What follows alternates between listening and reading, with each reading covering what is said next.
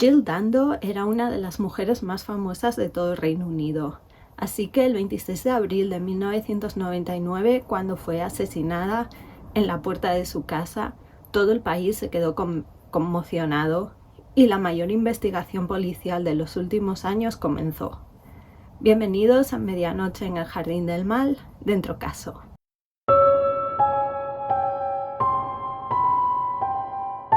Jill Dando era uno de los rostros más conocidos en la televisión en los años 90. Jill Wendy Dando nació el 9 de noviembre de 1961 en Somerset.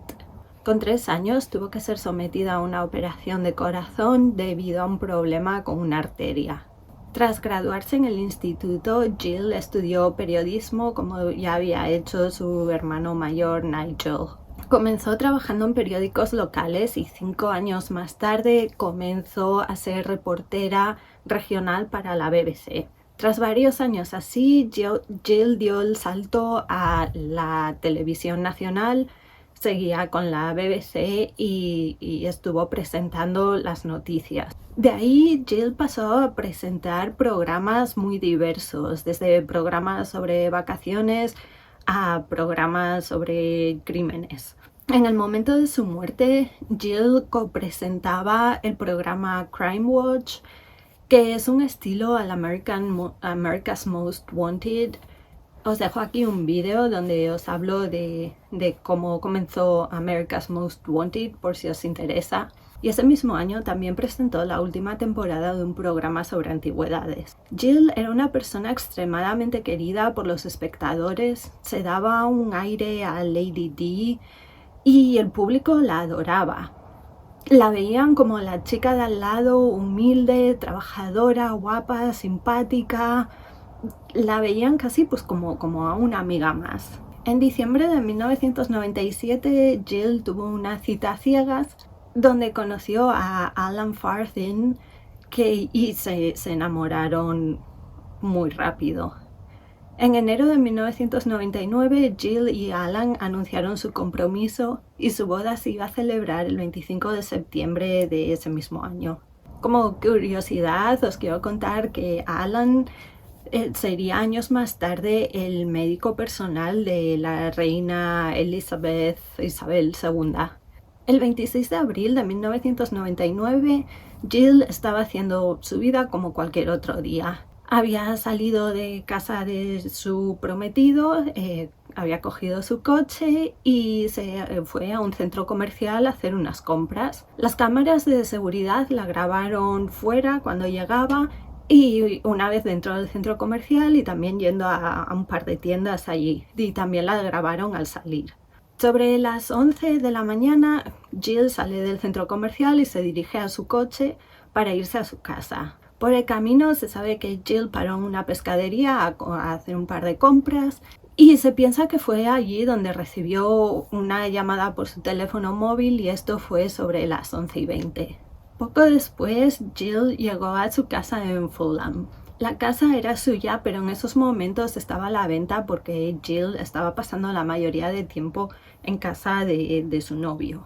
Y no iba todos los días, no iba ni muy a menudo siquiera a la casa de Fulham. Solo iba eso de vez en cuando. A las 11:31 se sabe que Jill recibió una llamada a su teléfono móvil, pero esa llamada ya no fue contestada. Los investigadores piensan que tal vez aquí ya estaba fallecida o estaba muy cerca. Jill falleció de un disparo en la cabeza en la puerta de entrada a su casa. Una vecina encontró el cuerpo de Jill unos 16 minutos después del disparo e inmediatamente llamó a emergencias. Las ambulancias llegaron muy rápido a la dirección e intentaron reanimar a Jill, pero sin éxito. Al principio pensaron, sobre todo la policía, pensó que se trataba de un apuñalamiento, no de un disparo, así que las primeras noticias eran algo confusas diciendo que Jill había sido apuñalada.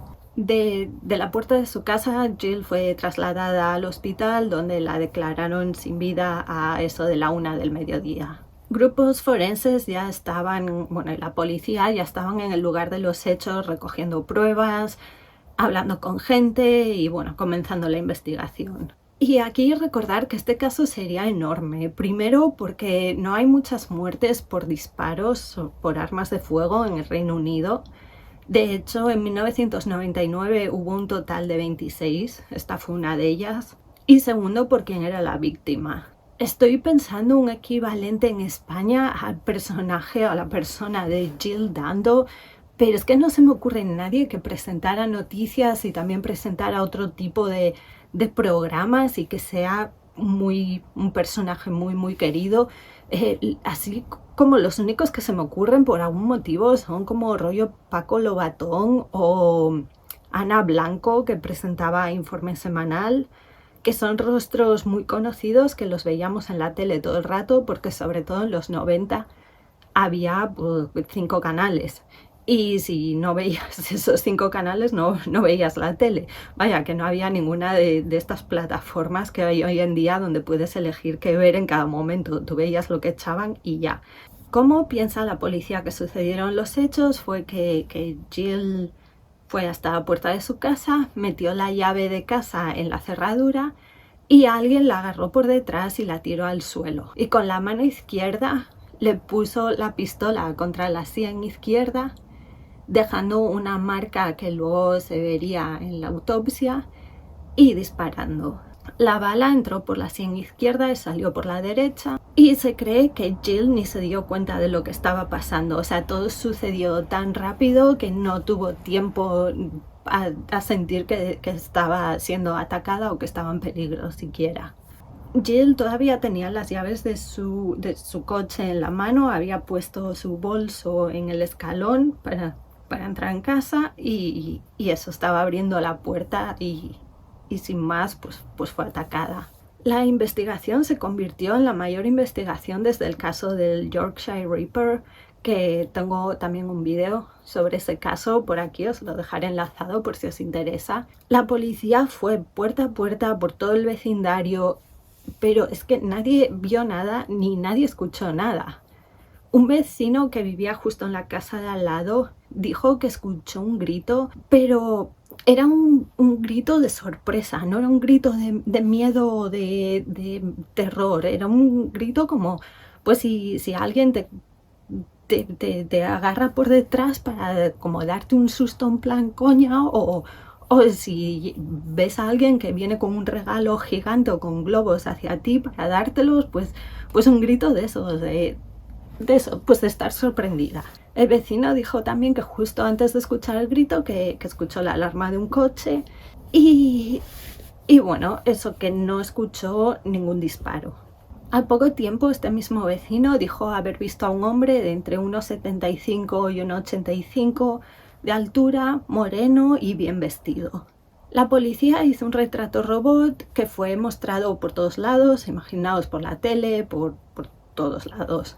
Y podéis pensar que con toda la publicidad de este caso, la policía lo tendría bastante fácil, pero por desgracia pues no fue así. 6 meses más tarde, la policía todavía no tenía ningún sospechoso, aunque habían hablado con más de 2.500 personas y habían obtenido más de 1.000 declaraciones. La policía no podía encontrar a nadie que tuviese algo en contra de Jill. No tenía problemas con nadie en el trabajo, en su vida cotidiana, no debía dinero, no estaba metida en negocios turbios, es que no había nada. Era una persona pues normal y corriente. Lo cierto es que las investigaciones más difíciles para la policía son las que ocurren de un extraño que asesina a otro extraño. O sea, gente que no se conocen. Generalmente la mayoría de crímenes se producen por alguien que conoces, por eso lo primero que se investiga es al círculo cercano de la persona que falleció, para descartar que haya sido eso, y luego se va ampliando el círculo. Pero eso, pues que un extraño coja y se cargue a alguien así porque sí, pues es más difícil luego poder localizarlo y poder descubrir qué sucedió. Una de las primeras teorías que hubo fue que tal vez pudo haber sido un asesino profesional. Os parecerá un poco extraño, pero el razonamiento era que igual uno de los delincuentes o bandas que habían salido en el programa de Crime Watch se querían vengar de ella. A ver, parece un poco complicado, pero lo cierto es que fue un asesinato en mitad del día, o sea, las 11:30 de la mañana, delante de su casa. Nadie vio nada, nadie escuchó nada. Es que no había nada. Entonces, pues, ¿por qué no podría haber sido un asesino a sueldo? Lo de que estuviese ligado al programa este de televisión ya es un poco más difícil, porque Jill lo presentaba junto con un compañero y además que era eso, que solo lo presentaba, o sea, no investigaba los casos, no era testigo de un crimen. Y si alguien se quisiera vengar, pues ¿por qué no ir a por el policía que los metió en la cárcel? ¿O por qué no ir contra los periodistas de investigación de los casos o algo así? ¿Por qué ella? Los tabloides se centraron en una teoría y bueno, esta es un poco más descabellada, así que esperad. Aunque sea descabellada, es de las teorías que tienen más adeptos. Una banda criminal serbia tenía algo en su contra y la mataron. Y diréis, ¿cómo? Bueno, pues a ver. En 1999 la guerra de los Balcanes estaba llegando casi a su fin y tanto Reino Unido como sus coleguis Estados Unidos estaban apoyando a Kosovo. Serbia reclamaba y sigue reclamando a Kosovo como parte de su territorio e incluso no lo reconoce como país independiente, que bueno, España tampoco, por cierto. La noche del 23 de abril de 1999, la OTAN bombardeó la sede de la televisión serbia en Belgrado, matando a 16 personas. Según la OTAN, el bombardeo pretendía interrumpir lo que consideraban la máquina de propaganda de Slobodan Milosevic, aunque fue una decisión poco popular porque el objetivo era un edificio civil e incumplía la legalidad internacional. Pero bueno, que desde cuándo le importa a Estados Unidos o al Reino Unido la legalidad internacional. Sea como fuere, esto sucedió el 23 de abril, como os digo, y Jill murió el 26 de abril. Y después de su asesinato, gente diciendo que pertenecían a ciertos grupos serbios contactaron con diferentes medios de comunicación diciendo que ellos la habían matado como venganza por los civiles que habían perdido la vida en este bombardeo. A ver, ¿es una teoría un poco retorcida? Sí. Pero fue una de las teorías, como os digo, tiene muchos adeptos. Aquí os la dejo para que vosotros podáis llegar a vuestras propias conclusiones. Ya me contaréis. También decir que, bueno, un poco más sobre esta teoría, decir que el 6 de abril del 99, Jill había presentado en la BBC un programa benéfico para ayudar a los refugiados de Kosovo y en menos de 24 horas habían recaudado pues, sobre 1 millón de libras. Un año más tarde la policía seguía sin tener nada.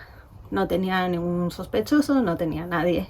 Así que hubo una nueva teoría. ¿Podía tener Jill un acosador loco en plan John Lennon que se obsesionase y le pegase un tiro porque sí? Bueno, pues ¿por qué no? O sea, si ya miraron la teoría serbia y demás, pues... La policía se centró en un vecino de Jill que vivía a 500 metros de su casa y tenía un historial muy largo de acoso a mujeres, delitos de carácter íntimo, comportamiento antisocial y comportamiento para llamar la atención. Y os voy a dar unos ejemplos en un segundo. Este hombre se llama Barry George y en el momento de los hechos tenía 39 años y estaba en el paro. La policía supo de este hombre porque un día después del asesinato de Jill, alguien llamó para decirles que en el barrio había un tipo muy raro, que parecía inestable psicológicamente hablando, y bueno, pues que les dio el nombre de este hombre. Tras el asesinato de Jill, un hecho que había sucedido varios años antes, pero que salió a la luz entonces, fue que Barry había sido arrestado en el recinto del Palacio de Kensington, que es donde en aquel entonces vivían el príncipe Carlos y Lady Di. Cuando la arrestaron, encontraron que Barry llevaba encima cuchillos, 2 cuchillos de hecho, cuerda, ropa de combate y una máscara de gas. Y también encontraron un poema que le había escrito a Charles, al príncipe Carlos de aquel entonces. Bueno, es que vivo en Reino Unido y se me hace raro llamarlo Carlos cuando siempre lo llamo Charles o Charlie, pero bueno, eso ya soy yo. La policía determinó que era un tipo excéntrico pero inofensivo, aunque ya tenía un historial largo de cosas, y lo dejaron ir sin más. Por aquel entonces, como os digo, Barry ya había sido arrestado varias veces y había pasado unos cuantos meses en la cárcel. Y ahora dejadme que os cuente un poco más sobre cómo era Barry para que sepáis, para que entendáis un poco mejor a esta persona. Bueno, pues en algún momento a Barry le dio por decir que se dedicaba a hacer de doble en el cine para escenas peligrosas. Y fue tan convincente que un día organizaron un evento donde Barry saltaría en patines por encima de 4 autobuses, de estos los típicos de Londres de 2 pisos, pues que iba a saltar en patines delante, o sea, por encima de los 4 autobuses. Le construyeron una rampa y televisaron el evento. Sorprendentemente, Barry, que no era doble de nada, ni tenía ningún tipo de entrenamiento ni nada, bueno, pues sorprendentemente consiguió saltar los 4 autobuses, aunque se rompió el fémur y también se dislocó la columna vertebral. O sea que, pero bueno, que lo consiguió hacer. Y esta es una de las cosas, pues eso, que quería llamar la atención como fuese. Y lo más triste es que nadie en ese momento se preocupó por contrastar si lo que contaba este hombre era verdad o no. O sea, nadie miró, nadie le pidió, pues, ¿en qué película saliste? Y luego, pues no sé, pues contrastaron eso, ¿no? Con las películas para ver si era cierto. O sea, que esto fue, pues, un hombre que puso su vida en peligro, pero es que también nadie se preocupó por mirar si podía pasarle algo o podía haber algo más. Pero bueno. Otra vez se presentó en un juicio vestido rollo glam rock, así como pues rollo Elton John o algo así. Y también decía que era primo de Freddie Mercury, el cantante de Queen. De hecho, cuando Freddie Mercury murió, lo que hacía Barry era que se imprimió tarjetas de estas de visita donde se cambió el nombre y se iba a donde estaba la casa donde había vivido Freddie Mercury, llegaba allí en limusina y se dedicaba a darle las tarjetas de visita a estas a mujeres que había allí dejando flores o visitando la casa de Freddie, y les decía que él era su primo. Lo que para mí está claro es que Barry tenía muchos problemas muy graves y nunca recibió ningún tipo de ayuda, porque ya se sabía desde su infancia que tenía problemas, pero es que nunca hubo nadie para ayudarle. Bueno, un año después de la muerte de Jill, la policía comienza a investigar a Barry y consiguen una orden de registro para su piso.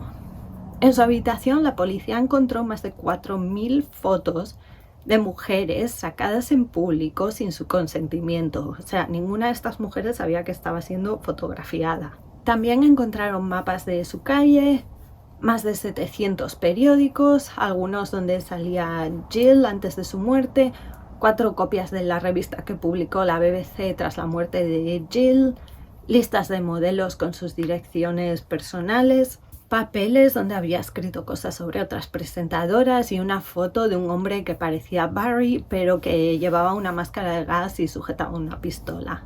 Bueno, encontraron muchísimas más cosas, pero una de las más significativas fue un abrigo de vestir. Cuando le preguntaron, Barry dijo que ese abrigo que era suyo y que tal vez, que no lo recordaba, pero tal vez lo llevó puesto el día que asesinaron a Jill. Dijo que solo se lo puso una vez. En el abrigo los forenses encontraron una partícula de residuos de disparos en el bolsillo interno, pero una partícula nada, o sea, es que era de mucho menos de 1 milímetro, es que nada. Bueno, tras esto, Barry fue arrestado.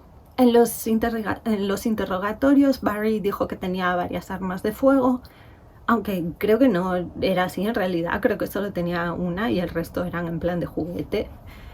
pero negó haber asesinado a Jill. Barry no se ayudó mucho en las entrevistas con la policía, pero a mí personalmente tampoco me parece muy extraño porque Barry, como os digo, tenía problemas psicológicos graves. Es decir, que su mente no funciona como puede funcionar lo de otra persona en esas mismas circunstancias. En 2001 comenzó el juicio contra Barry, que se declaró no culpable.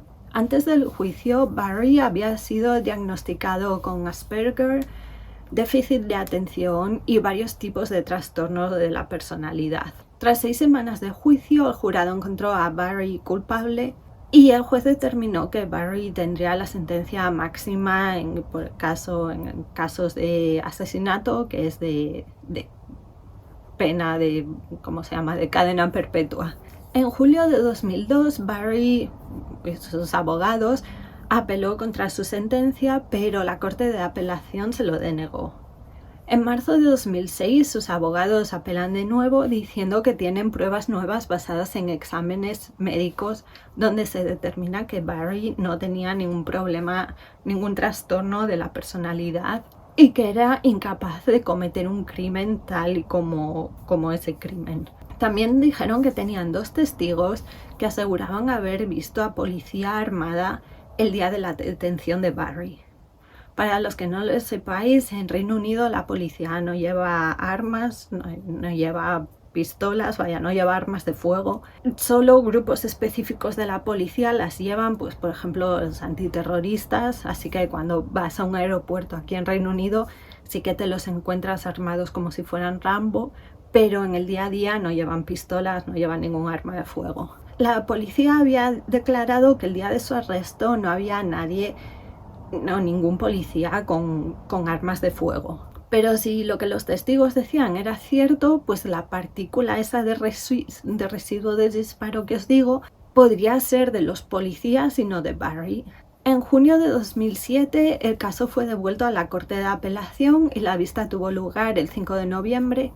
El 15 de noviembre la Corte de Apelación anuló la sentencia contra Barry, aunque esto no significó que Barry fuese a salir de prisión. El 9 de junio de 2008 comenzó el segundo juicio contra Barry por la muerte de Jill.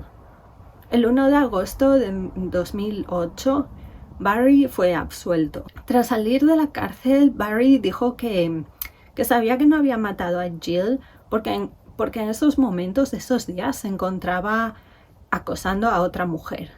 Hombre, como defensa un poco chunga, pero bueno, ahí está. Y como veis, esta declaración pues también hace pensar que el estado psicológico de Barry no es lo que es eso, que su cabeza funciona de una forma diferente a cómo funcionan los cerebros de otras personas. A mí personalmente, y esto ya es mi opinión personal, no me parece que Barry tuviese la capacidad de cometer el crimen. Parece un asesinato muy organizado, donde no hay testigos, no hay restos de nada, de ningún tipo, restos forenses de ningún tipo. Y Barry, su personalidad, pues era como muy desorganizada. Entonces, cometer un crimen tan organizado cuando él no lo era, me resulta raro. Además, bueno, la policía nunca encontró restos de sangre o el arma del crimen o un motivo concreto, tan solo tenían especulaciones. Y si se deshizo del arma, porque se puede pensar, bueno, pasó un año entre el asesinato y su detención, entonces se pudo haber deshecho del arma, pero también, ¿por qué no deshacerse de la ropa, del abrigo este que llevaba puesto ese día?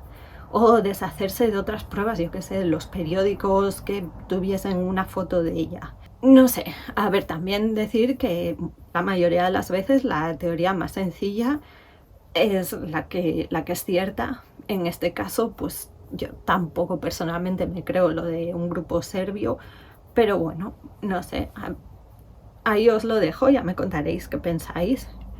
Pero bueno, nadie más ha sido juzgado por el asesinato de Jill, lo que significa que oficialmente el crimen sigue sin estar resuelto. Algunos creen que Barry es el culpable, otros que fue un profesional, otros que fueron los serbios. Lo cierto es que seguramente ya no se vaya a saber jamás quién la mató y por qué. Y es una pena por su familia y sus amigos porque nunca van a tener la oportunidad eso de ver al culpable en la cárcel. Y aquí terminamos el caso de hoy. No sé qué os ha parecido, no sé si lo conocíais de antes, espero que os haya resultado interesante. Ya me diréis si alguna de las teorías os parece más convincente que la otra. Si tenéis más información que dar, por favor dejadlo en comentarios y nos vemos en el siguiente vídeo.